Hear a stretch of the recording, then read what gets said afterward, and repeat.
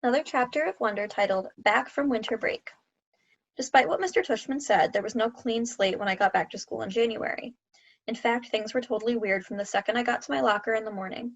I'm next to Amos, who's always been a pretty straight up kid, and I was like, yo, what's up? And he basically just nodded a half hello and closed his locker door and left. I was like, okay, that was bizarre. And then I said, hey, what's up to Henry, who didn't even bother half smiling and just looked away. Okay, so something's up, just by two people in less than 5 minutes. Not that anyone's counting. I thought I'd try one more time with Tristan, and boom, the same thing. He actually looked nervous, like he was afraid of talking to me. I've got a form of the plague now, is what I thought. This is Julian's payback. And that's pretty much how it went all morning. Nobody talked to me. Not true. The girls were totally normal with me. And August talked to me, of course. And actually, I have to say both Maxes said hello, which made me feel kind of bad for never hanging out with them in the 5 years I've been in their class.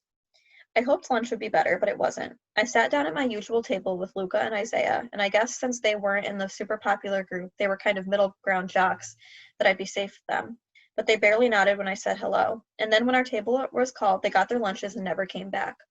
I saw them find a table way at the other end of the cafeteria. They weren't at Julian's table, but they were near him, like on the fringe of popularity. So anyway, I'd been ditched.